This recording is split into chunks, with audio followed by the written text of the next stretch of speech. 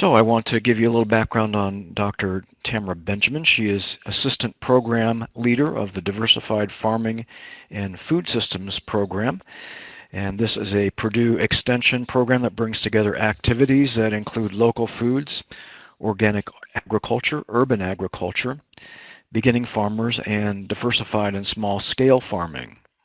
Dr. Benjamin has worked for over 25 years in Latin America and is currently utilizing the knowledge learned working internationally and applying it in the Midwest within small farm agriculture. Within her extension programming, Dr. Benjamin works with and teaches farmers, extension personnel, and educators from other conservation and agricultural organizations to promote sustainable production. Dr. Benjamin has focused her research, teaching, and extension activities on understanding the biophysical, social, cultural, and economic implications of agroecosystem diversification to design sustainable agroecological systems which meet the needs of local farmers. So now I'm going to mute my microphone and cut my camera, turn it over to Dr. Benjamin, and then I will return for our poll questions right before the question and answer period. Super, thanks, Paul. Can everyone hear me? Just maybe Paul to give me a hands up or make sure that we can hear it. We can hear you fine. Okay, great. Well, it's nice to be here with all of you virtually. Happy to be able to share some of the work that I've been doing over the last, a number of years. I kind of fell into this work. It wasn't something that I had decided I wanted to get into farm planning or farm system design. I have a master's degree in forest economics and a PhD in forest biology, and I think when you end up doing something that's so different, you tend to find ways of how to bring the both of them together. And farm planning really was kind of what hit me as being the most interesting, because it was taking this idea of finding the right crops or the right systems for the biophysical aspect of whatever farm you're dealing with, but at the same time trying to figure out, well, how can I make money out of this? And then you throw in the social aspect of, well, and how do you do this so that a farmer can actually, be successful at it? And like Paul said in the bio entry of myself, I've worked predominantly actually in Latin America. I've been working here back in Indiana for the last 5 years. Pretty much the last 3 years with Purdue Extension. Prior to that, I was kind of working, continuing to work in Latin America, but was starting to work more back here in Indiana.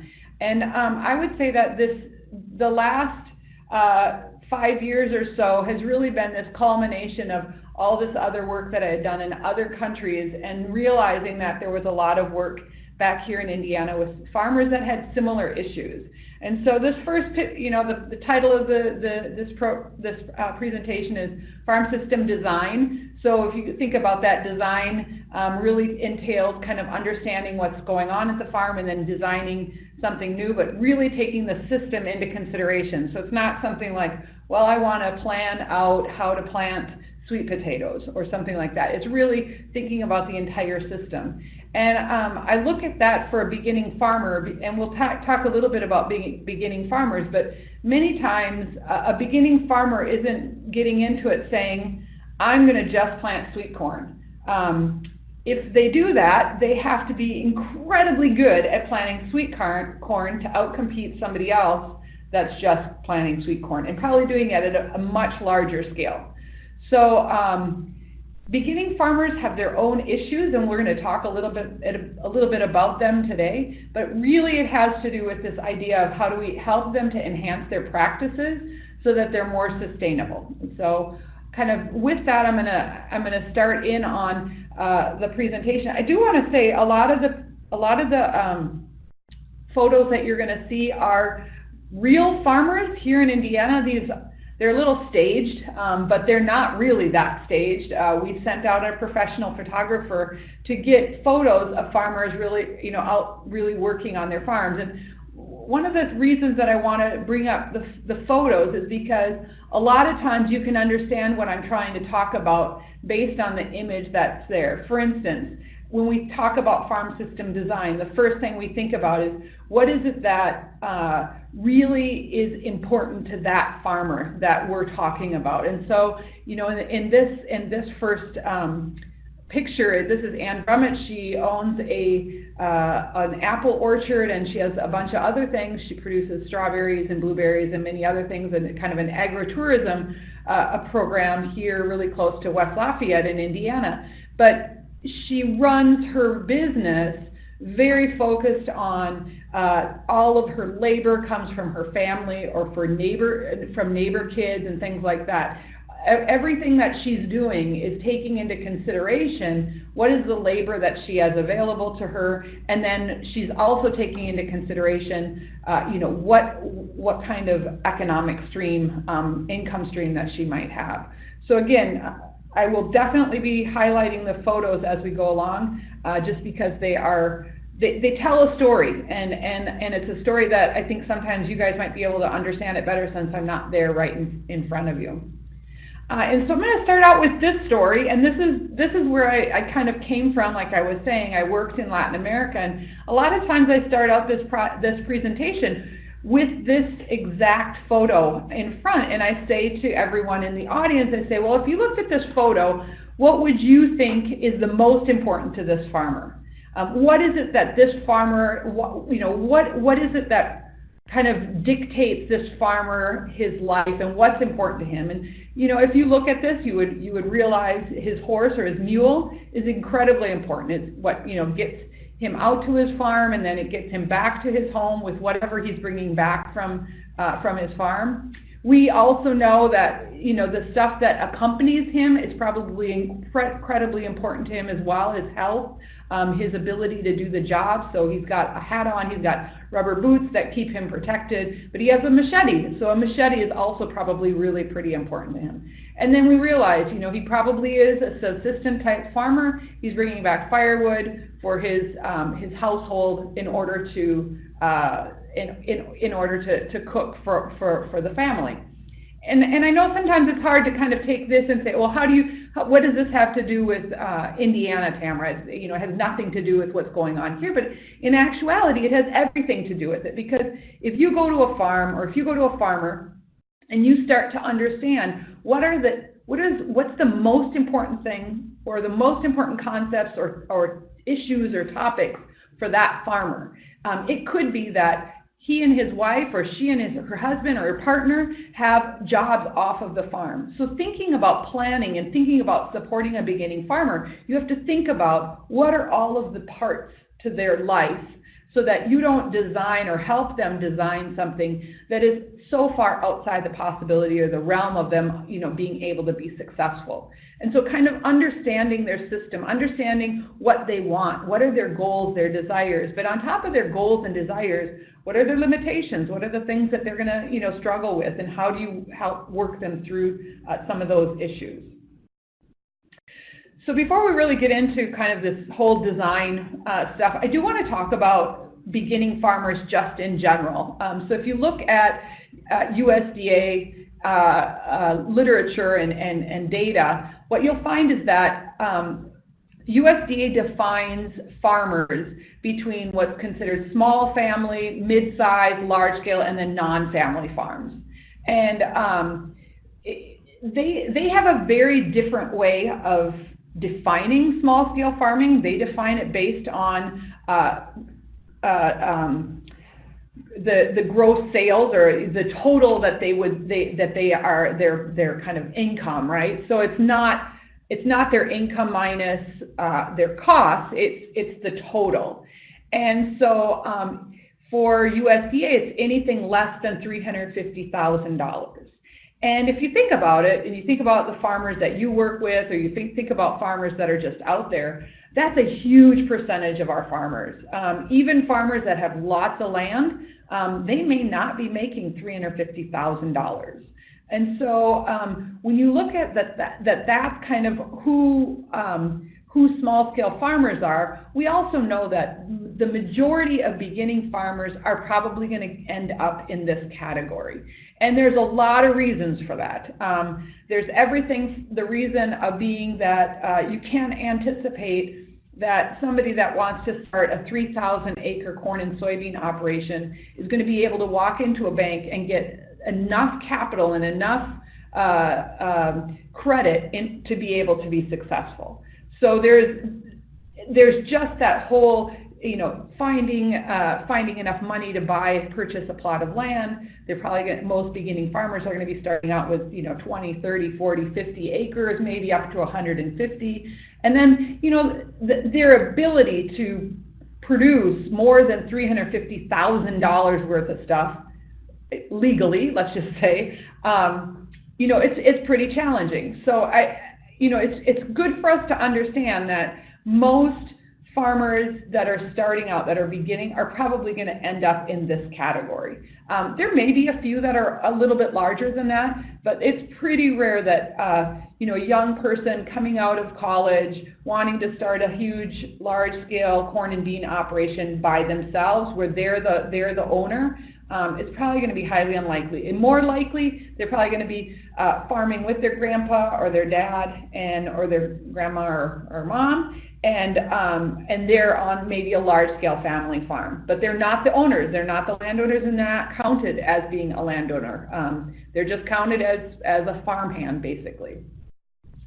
The other thing that I want to say is that if you look at what's going on kind of in the world of agriculture, you probably all are seeing this more and more, lots and lots of articles and news about farmers. And most of the farmers, when you hear about them and they're new farmers, they're doing things that have to do with food security, local food systems, intensifying production systems. They're really, and it's not just in the United States, it's all across the world. But really, where production systems are changing and where people are talking a lot is in areas where really does impact a beginning farmer, where they might step into the realm of being a beginning farmer. And the other thing that I think is really interesting is kind of this controlled environment and urban farming. This is another place where you're finding more and more people kind of becoming a beginning farmer. It's something that they can, test out, try it out. There's a fairly decent market that they can get into, and it's not, super. I mean, it's complicated, but it's not where you're having to invest hundreds of thousands of dollars and have to have a lot of knowledge as well as access to capital. So just giving you a few some tidbits on, if you went into the USDA Census of Agriculture, which we hope will have the new numbers out this year. They took the survey last year, so these are all numbers from the 2012 survey. You'll see that most farms in the U.S. are family farms, and you'll see that those are the farms that make up the majority of the production that's going on. And small farms are about 90% of those. Even though in land it's a lot less, it's about 50% in farming. And then of all the farms, 50% have annual sales of less than $10,000. And a lot of people, there is some debate about, well, why are we counting those farms? If anything, they're just hobby farmers, people will say. And I can understand that. Would it be better to have a section that moves those out? But just think, if we have in numbers, if we lost 50% of the numbers that are already incredibly small, it will show even more that farmers, just in a democracy, really don't have a large base that can kind of make decisions. And so in some ways I understand why this can be a point of contention, but I also think it's important that there are people that are trying to sell something, even if it is less than $10,000. Important for you to know that if you look at all farms in general, 10% of them are what we would consider these really large-scale family or non-family farms, but they account for a lot of our food spending, right? So, huge wheat farms, and we buy pasta and bread and things like that, or, very large-scale confined animal operations, where we get a lot of our meat and milk and, all of our dairy products. So even though they're a small percentage of people number-wise, or the actual number of farms, they account for a large part of the actual land base, as well as where we spend our money on food. So again, I'm in Indiana, so I'm going to talk a little bit about Indiana, but I think whether you were in Minnesota or California or Arkansas, you can look up some of these same data, and I would say it's probably going to be very similar. In general, most farms are considered small. We've been talking about it based on $350,000. I looked at it because I was interested in actual land. And so for 200 acres or less is 75% of all farmers that are in Indiana. In the 2012 census, they did not include urban farmers. For 2018, or 17, yeah, it's going on to 18. It's called the 2017, collected by mid-2018, and we'll get the data by 2019. But they included urban farmers for the first time, and so the census, ag census, went out to urban farms, which are a large number of beginning farmers, and as you can imagine, probably all of them are small-scale farming. And interestingly enough, this is where many of the farmers that are minority farmers are located. And when I went out to ask people if they filled out the census, most of them didn't even know what the census was. So I think that's a really interesting point, is that even though Indiana has 75% of all farmers have less than 200 acres, we're probably undercounting many of those because they don't even know that they're supposed to fill out this survey. The other thing that's really important to remember about small farms and beginning farmers in general is that they don't tend to have a unified voice, and they don't tend to kind of know who to reach out to. So for instance, when you talk to a beginning farmer, they didn't grow up necessarily knowing about 4-H, and 4-H was part of Extension, and Extension is a great place to go look for information, for example. And so one of the things that's really important with beginning farmers is showing them that they have a community, and they have a community of each other, but they also have this larger community, AgrAbility and Extension and all the other NRCS, USDA, FAS, all the, alphabet soup that's out there. And the issue is that is a really important part, is getting their voice to be more unified. The other thing that's important is we do know that many of these local dollars get recycled in the local economy when you have small farms that are, producing for the local economy. And you can get this generation of value-added cottage industries that go along with this. So as we talked about before, a lot of times the high land prices and just the high intense capital costs for startup, many times small farms are much more attainable for a new or a beginning farmer, and this would be, including a lot of the military veteran farmers that are coming back into farming. We also know that there is a change. I just was reading an article about Gen Z, which is, my kids, and how they have a very different perspective on food and what kind of food they want to eat and what they want to consume. And, we can all sit and debate that to death, whether we agree with them or don't agree with them. But the reality is that there is this kind of local food movement, this idea of wanting to buy things that are sustainably produced, that are thinking about the environment and those kind of things. So even though it kind of has been thought of as being only for the elite, that's really starting to change.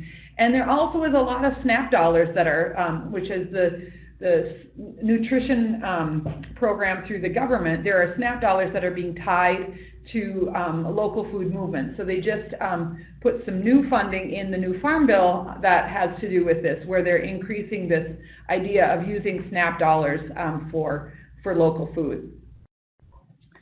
So I didn't realize that I wasn't going to be able to do a transition when I put this slide presentation together. But what I wanted to show you on this one was that small and beginning farmers kind of are all different all different people. The one in the front is really probably the one I wanted to talk about the most. The one in back was a farm, a tractor with all these kids that were on it that were helping to plant. And I think one of the things that's really important is that within beginning farmers, it's really becoming this kind of this newer generation that's coming in, taking over and doing things that are doing a little bit different. And this front photo is a really good example. This young woman grew up on this flower farm in the southern part of Indiana, has been involved with this flower farm. The woman that's sitting in the golf cart behind her is the owner, who is retiring and wants to retire and wants to pass it on kind of the next generation. So Carmen, the woman in the front, is actually going through the process of purchasing this farm with two other of her friends her age, and where they're going to become the owners of this flower farm. It's already a business that's set up. It's a great avenue for her to get in. And she doesn't have all of that kind of capital cost. She just has to get a decent loan to be able to purchase the farm from Linda. But what's important is she's got a brand new baby. She's married just a couple of years. There's all those kind of social issues, economic issues as well, that she has to kind of take into consideration and think about as she takes over a farm. So this is actually my farm in Costa Rica. We have a couple farms in Costa Rica, and what I really wanted to focus on here is that farms are a system of parts that are all interconnected and interrelated. It's really hard to just tease out, especially for a beginning farmer or these small-scale diversified farms, to just be like, well, all you're going to plant are bananas, or all you're going to plant are sweet potatoes, like I said, because the reality is most of those farmers are not going to be competitive. They're not going to have a comparative advantage over somebody that's producing 100 acres of sweet potatoes, for example. But what we're finding is that this beginning farmer, where they can utilize all the different parts, and they're looking at their farm holistically and utilizing the interactions between the animals and the plants, they're actually able to have a farm that can be quite successful. Not all the time, and that's why it's important that a farm planning type project should be started before somebody starts a farm. So whenever I work with a beginning farmer, the first thing that I do is we really start to talk about what are some of the factors that you need to take into consideration on whether you're going to be successful. So looking at the farm conditions, I've talked to numerous farmers here in Indiana where they're buying a really old livestock farm, and super compacted soils, lots of problems, drainage problems, and not enough water in certain time periods, and having to kind of reset the soil health on that farm. But getting a beginning farmer to understand that is an important part of the first step, is really understanding those farm conditions. And then the next thing that you really have to take into consideration is, well, okay, what production systems does that person want to plant? I know a lot of people that hate dealing with goats. Goats have just all kinds of issues when you take them onto a farm. And so understanding the production systems that they're interested in, and what are some of the things that they'll have to deal with. As you see here on the side at Nature's Gift Farm, they do a lot of production in high tunnels, and so that whole production system is very different than if you're producing outside. There's some really great things that happen, but there's some other issues that you have to take into consideration. And then another thing that you really need to be thinking about is the grower. Are they somebody that's keen on learning things? They're going to be going out to the Small Farm Conference and Hort Congress and other places to gain knowledge. Do they talk to other farmers? Are they on Facebook and they're interacting and learning from others? Where are they learning? How are they learning? But who is that grower? Because that's another really important part of whether somebody is going to be successful. And then, as we're working through all those factors, we call those assets, and I'll talk about that a little bit more. Then the next step is really, okay, well, what's your goal, right? So what is it that they want? And do they want to increase their land productivity? Do they want to diversify? Do they want to improve their environmental conditions? All of these things have to be kind of teased out when you're working with a farmer to help them become a more successful beginning farmer. So again, like we said, they're very complex. It's usually not just corn and then the next year beans. It's usually multiple things that they're planting. Here we have walnuts that were established and planted corn in between them. This was actually a research trial at one of the Purdue Agriculture Centers a few years ago. But when you combine things like this, you have all kinds of interactions, and so you need to do this kind of diagnostics first. And then after that is this design or this goals of what you want to do and how you're going to get there. So we call this the how, now, wow, or the now, how, wow. You can say it however you want to say it, but it's basically based on what a bridge looks like. And the bridge is the now. You have the two pillars on each side, which is the now and the wow. And the now is where you figure out, okay, what are all of the assets that you have? What are all the assets that farmer has that's bringing to the table? And then the wow side is, where do they want to go? Where do they want to be? What do they want that farm to look like a year from now, 5 years from now, 10 years from now? And when you know what you have and where you want to go, you can then build the bridge of how you're going to get there. You can then break it down into steps. And that's really what all of my work has been about, is getting a farmer to think about planning, farm planning, based on this kind of bridge. And we have put together a workbook that really walks a farmer through all of that planning. And we're going to look at a few of those pages here in a couple minutes.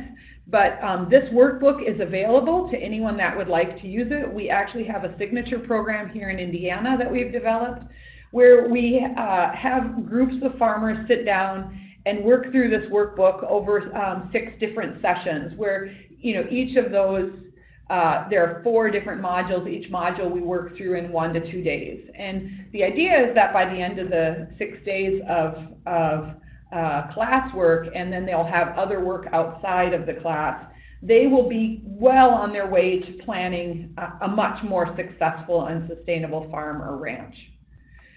So this is just a farm here in Indiana, just a few miles outside of West Lafayette. And really the idea is okay, well, this is your farm. What does your farm have? Those are the diagnostics. And then what would you like it to have, which is the design.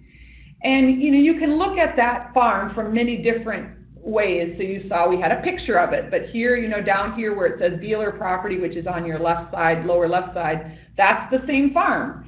And you can see how that farm fits within the context of, its nearness to markets, which is West Lafayette, its nearness to water sources, or whether it's in an area that was had a lot of water and things like that. So where does it fit kind of within the context of everything that's out there? And then, from there you can look down even closer on a map. You can see that it's actually really close to a cranberry marsh. So that might be an issue. You can look at who the neighbors are. They've had CRP lands and they started planting corn and beans. And so prior to that, they weren't getting any drift, but now all of a sudden they start to get drift. So looking at a farm from kind of a bird's eye view can really give you some ideas of kind of what's going on in the landscape. And then you get down, even farther, and you can start drawing out what that farm looks like. Well, what does it look like now? And then you can take that forward and say, well, what do you want it to look like in the future? What do you want to have in this area? And you can even, with different tools, you can figure out how many square acres this is, or square meters or square feet this is, or how many acres this is. And so you can then start to make calculations based on, some of that kind of information. And I've done this with many, many farmers and students, where we have all that information, and then we start to actually come down to looking at it, where we draw it out, and we start to figure out what does it look like right now, and drawing it and talking about it, and really kind of having integration of where the roads are going, and where you want to put new things, and what does it look like on a slope, and things like that. I find it really interesting to have actual farmers do their own drawings. What you can find out is how important certain things are without telling them. You just say, hey, draw your farm. And they'll start drawing it, you know, they'll kind of put the outside square up, and they'll start drawing in it. And all of a sudden you'll see they'll kind of focus on one area much more detail there, or larger things like this. And this is in Spanish, but what's interesting is if you look at this woman, you know, the first thing that you can see is how huge the horse is and how huge the chickens are, because that's what's really important to them. And so when you start kind of working through this, you see where do they spend the most time drawing, what do they give the most detail to, what's really important to them, because that can give you some keys as to, you know, what might be something that you should focus on when you're doing a planning session with them. One of the things that came out of this last example that I was showing you was we were working on this farm, and what was interesting was there's this huge septic field, right? Kind of, you know, they'd love to do something there, but they can't because there's a septic field there. So, you know, also kind of understanding that when you start working in this planning, you're going to find that there's going to be these limitations, or these you know, areas where you just can't, maybe, it might not be easy to figure out, and you'll just have to kind of table it and you move on and see if there's something else that might come down the pipeline that might work in the future. So when we talk about assets, we really talk about it now, what's going on in the now, the first pillar. We really talk about what are the assets that they have: biophysical, social, and economic. And there are tons and tons of things that we could talk about here. We can talk about, you know, is this in an area that gets lots of wind? So one of the farmers that I've worked with has put in high tunnels, and he's actually helped the high tunnel guy design it so that it can withstand up to 90 to 100 mile-an-hour winds. It's probably the most incredibly well-built high tunnel, but it's because he knows that that's something that he has to deal with. You know, what are some of the pests and diseases? So these are factors, but it's also kind of their assets, like what works for them based on the biophysical factors that are there. Again, I'm kind of going by some of this fast. We could literally spend an entire day just talking about all of these based on just, you know, economic factors, as well as, you know, what are their assets or some of the things they need to be thinking about. So in economics, there are lots of stuff that need to be taken into consideration. You know, labor is a huge one of them right now for most farmers. I can't tell you how many farmers I know that are looking for good labor. They find labor and then it leaves. So labor can be, when you start to plan, or when you start to help them plan, or when you get a beginning farmer, can they do it themselves? And if they can't, you know, they're going to plant so many acres of carrots or whatever it is. You know, do they have the tools for it? Will their body survive, you know, planting and harvesting and washing and selling this produce, for instance? The other thing that I find very interesting is this idea of, well, what should I put for a price for my product? And most farmers have not done their homework of, you know, well, what did it cost for you to produce that carrot or that tomato?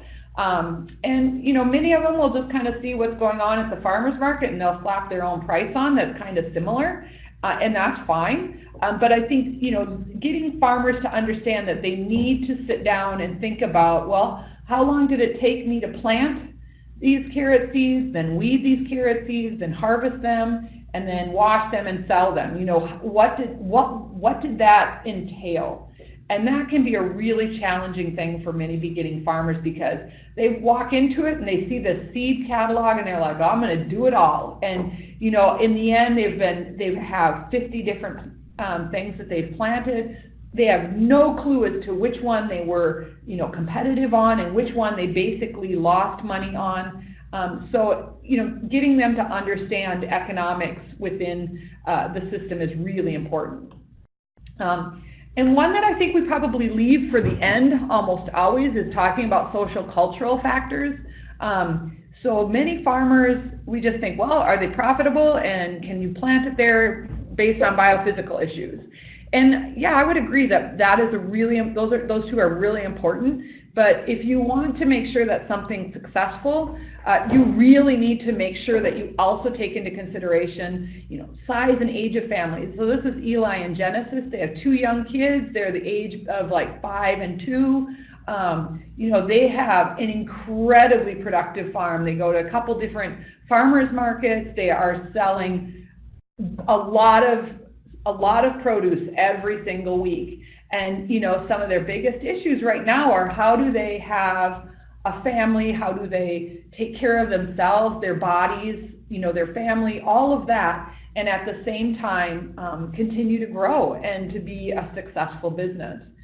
I would also say that there's a lot of issues of just this social organization of, are people connected to each other? I think about how my grandparents grew up. My grandpa would go in and talk at the local coffee shop every day, and they'd, shoot the breeze about weather and crops and all kinds of things. And that's really kind of, that whole social fabric has kind of broken down when it comes to our rural communities. And it's being built back up through social media, which is great, but we also need to make sure that that social media really has access to correct knowledge and knowledge and information that's kind of been vetted.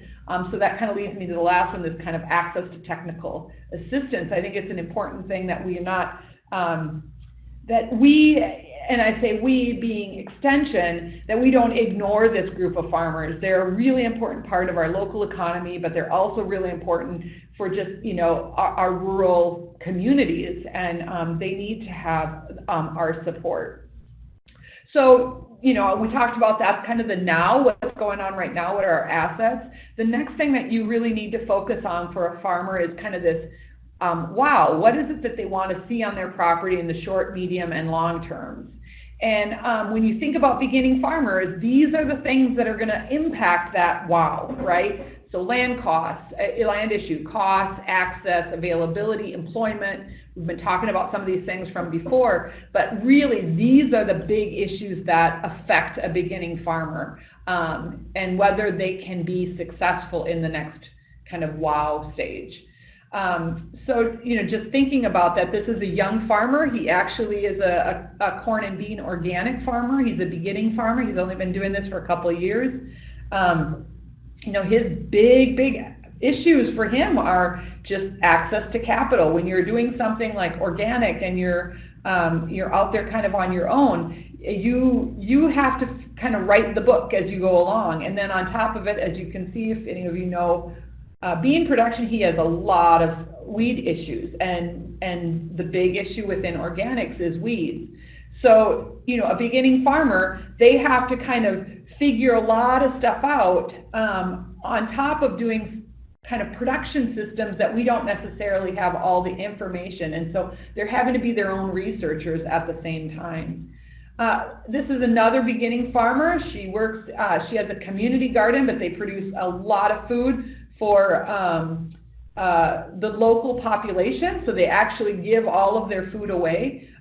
Highly successful production systems, but for them the issue is trying to find good quality workers that can come and help support this and produce enough food so that they can give it away to other people. I'm going to just fly by some of these. There's some other great photos and just actually some of these are beginning farmers that are now transitioning into later age farmers. This one is the one that I was telling you about. These are the high tunnels that are built for 90 to 100 mile an hour winds. They actually went through one this last summer and survived. I think some of the actual plastic got ripped apart, but the actual structure was intact. I think the other thing to realize is, if you've seen me go through these photos kind of flying, is the diversity of beginning farmers. You're not going to end up with a farmer that's doing all the same things all the time. And each one of them have their own specific assets that they're bringing to the table and their own specific goals or what they would like to do on their farm. So I'm going to just, we're going to go to questions, but before I get there, I wanted to show you a couple things within the module, within the workbook that I was telling you guys about. So this is Module 3. There are 2 modules before this. I kind of went through Module 1 and Module 2. But what we would get to in the 3rd module is kind of what is it that they want to do with their farm. And when you look through this, it goes through kind of the setting these goals. And when you do that, you have to think about, like, what are some of the opportunities and what are some of the challenges or limitations that you have on your farm.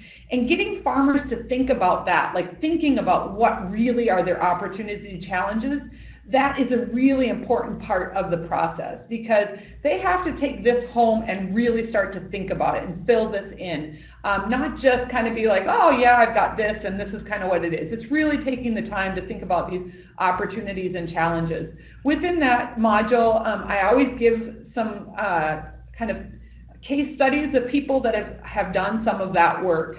The next thing is this kind of looking towards those goals like I was talking about. What's your goal? Well, how are you going to reach that goal? So you set a goal, but then within that goal you talk about all of the different specific activities that you need to do in order to reach that goal, and then what are some of the opportunities there or limitations of actually being able to do that. Again, this is then the farmer would fill it out for 1 year, 5 years, and I think that, yeah, that's it.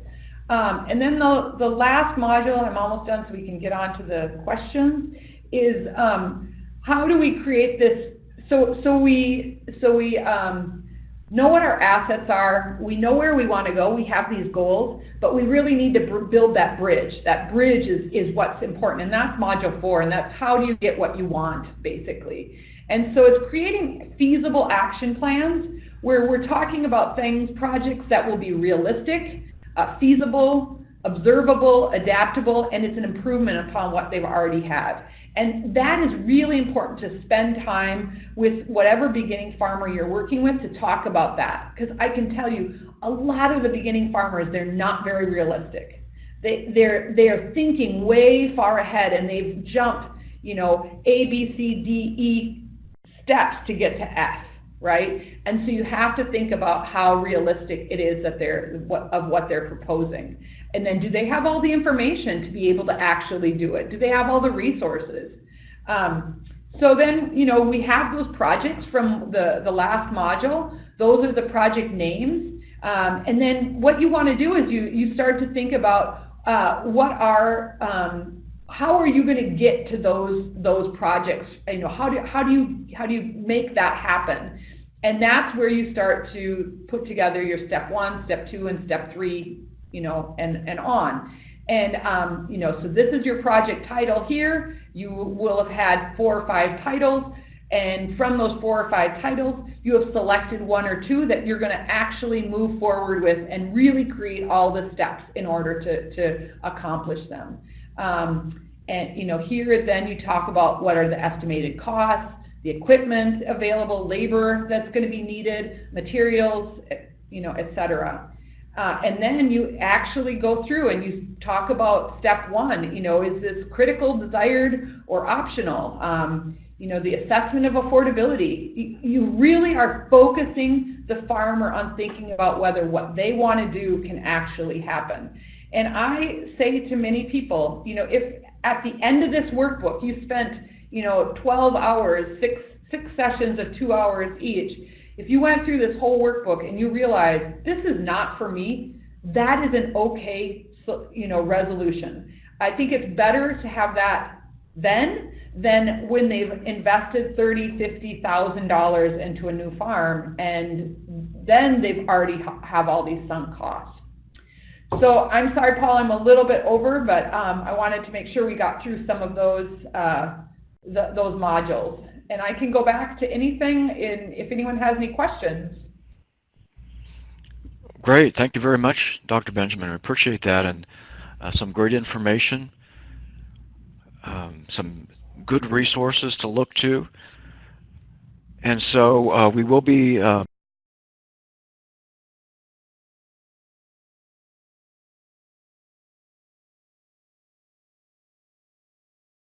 Yeah, okay, so it says, do you do an overview session, beginning farmer student series that you deliver? So this is a signature program that Purdue Extension has developed.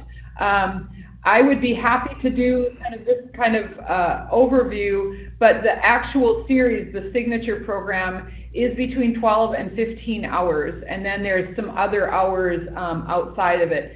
I probably will be doing it virtually at some point. Right now we're just getting it so that it goes out into the counties where people are actually, it's very interactive. There's a lot of parts to it that we're trying to build community along with getting beginning farmers so that they are more understanding of what they need to be thinking about. So it's kind of this whole process of getting a farmer to think individually and what they need to be doing for themselves. But at the same time, it's trying to build community where they realize that there are other people that are out there going through similar situations and experiences, and how do we bring them together and realize that they can share and they can create new resources, or they can find resources together. So yeah, I think at some point we probably will be doing something virtually, but right now we don't have anything other than, you know, like a session like this. And again, we might build it out into something a bit bigger, but right now that's basically what we have. Hopefully I answered the question enough for the person. If they don't, definitely put in another question in the chat. A related question, let's see. Well, I'll go ahead and do the ones I've got so far, and then I'll go back to chat. Oh, so we have the Beginning Farmer Workbook. Right now, I'm a little bit trying to keep it so that whoever gives it out, they have to give me the email to whoever they gave it to. The reason being that I'm trying to track a little bit of evaluation on the workbook. So if you email me, I will be happy to give you a digital copy. If you want an actual hard copy, there probably will be an expense to that. So you'll just have to let me know if you'd rather have a hard copy or a digital copy. I did want to show you guys what it looks like. So you can see it's on kind of harder paper where people can fill things in. But we do have, like I showed you, this fillable PDF system, as well as we have this all in an actual, you know, workbook. It's very thin, it's not huge, but we put it on really good paper so that it's easy to write on, and if you erase it or if you use markers, you can actually use it. So if you're interested in the hard copy like this, there might be a small cost to get this something printed and sent to you, but the PDF, I'm happy to share it with. The only thing is you do have to be willing to give me the email of whatever farmer you have sent the PDF to, or if you've been working with somebody, so that I can follow up with them on an evaluation tool on that. And is it okay if I put your email address in the chat? Yep, okay. Totally. We'll plan to do that. Yeah. And the presentation, I'm happy to share that with people as well as a PDF. It's just very, very large, as Paul knows. The photos make it so that I can't send it over email. Okay, next question. Do you have any recommendations for new farmers who are struggling to obtain land? Well, that's a really good, this is actually, I don't have very many good recommendations. I'm just going to say that straight out, but I'm also going to say this is what everyone knows we need to be working on. So the Young Farmer Coalition did a survey. It's online if you want to look it up. But one of the biggest impacts that they said was that this was the biggest issue. And so interestingly enough, in the last Farm Bill, this actually came out as one of the things that the USDA needs to be working on. So although I don't have any recommendations right now, I think that that's going to be coming up in the next few years. We are actually in the writing a couple of different grants this year once the grants come out, that will be working on how to better connect. So one of Dr. Maria Marshall here at Purdue is putting together, it's kind of like, you know, a Tinder for farmers and interns or people that are looking for land. And it's kind of, how can we do a better matchmaking of people that have land and people that want to get land. There are farmers that would love to rent 10, 20 acres to somebody, and they're working, you know, that land, and then that person would just have to rent that small, you know, small portion of a larger farm, that kind of thing. So I don't have very many good recommendations. I'm really sorry about that. I don't work in that area, but I know that this is something that everyone is talking about. Do you recommend a formal business plan for new farmers? Well, I don't know, when you say formal, do I recommend a business plan? Yes, yes. And I would highly suggest every farmer working towards a business plan. So the second, so this workbook that I showed you, this really is just getting people to start thinking about a plan for their farm. And we are writing the next workbook that will be really putting together the business plan for a beginning farmer. And there are some resources out there. There's one on the New Ventures page through Purdue Extension. I think a lot of stuff, though, that I've found is fairly dated. So a lot of the stuff was, you know, built or put together 20, 25 years ago. And we really have a new type of farmer that's out there. So our hope is that we'll have this next workbook done this year. And it will be very similar to how this one is set up, where they're walking through, and by the time that they're done, they will have a business plan put together. As far as resources, in the back of this workbook, I'm just going to show it to you guys on here. So it's on page 46. There is resources for beginning farmers. It talks about, you know, where to find business plans. There's also some really great resources that AgrAbility put together for military veterans. So I would, you know, this workbook really, in my opinion, is a great start for a farmer. It's not going to be the be-all and end-all of everything. How many people have you had you go through your program? It says, so this is a brand new program. We started the Beginning Farmer program in 2015, 16, and 17. Within that program, we had almost 1,000 farmers participate in different parts of Beginning Farmer field trips and farm tours and all kinds of things. We developed this workbook off of that and off of 20 years of my experience working with farmers, planning with those farmers and putting this information together. This is the first year that we are going to be really pushing it out into the states through our extension educators. So how many have worked through this workbook? I don't know. We've given it to educators and they've given it out to farmers. I probably have 50 or so emails of people that have received it, but I don't have any of that evaluation yet. We're just starting to do the evaluation now because that workbook was given out last year, so we're hoping by now they will have worked through it.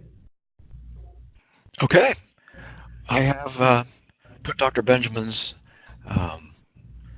email address in the chat. It's simply tamara17@purdue.edu. If you want to contact her for resources or other questions. Thank you so much, Dr. Benjamin, for sharing today. And again, we'll be archiving this so that others can benefit from it. We thank everybody that's come to participate, not only today and this session, but previous days of this web conference. So that is all for today, and so we thank you again, and we wish you a good day.